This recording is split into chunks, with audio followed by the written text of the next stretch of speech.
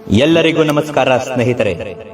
ನಾನು ನಿಮಗೆ ಯಾವ ವಿಷಯವನ್ನು ತಿಳಿಸುತ್ತೇನೆ ಎಂದರೆ, ನಿಮ್ಮ ಮೇಲೆ ಮಾಟ ಮಂತ್ರದ ಪ್ರಯೋಗವಾಗಿದ್ದರೆ, ಪ್ರೀತಿಯಲ್ಲಿ ನಂಬಿ ಮೋಸ ಹೋಗಿದ್ದರೆ, ಮನೆಯಲ್ಲಿ ಬಹಳಷ್ಟು ಕಿರಿಕಿರಿ ವಾತಾವರಣ ಸೃಷ್ಟಿಯಾಗಿದ್ದರೆ, ಅದರಿಂದ ಪರಿಹಾರವನ್ನು ಯಾವ ರೂಪದಲ್ಲಿ ಮಾಡಬೇಕು ಎಂದು.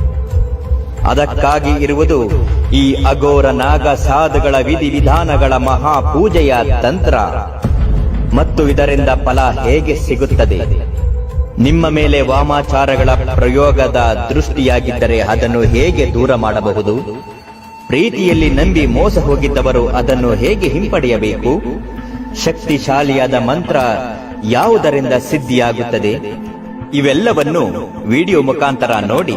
ಹಾಗೂ ನಿಮ್ಮ ಯಾವುದೇ ಘೋರ ಗುಪ್ತ ನಿಗೂಢ ಸಮಸ್ಯೆಗಳು ಇದ್ದರೂ ನಮ್ಮ ನಂಬರಿಗೆ ಒಂದು ಕರೆ ಮಾಡಿ ಶಾಶ್ವತವಾದ ಪರಿಹಾರವನ್ನು ಕಂಡುಕೊಳ್ಳಿ.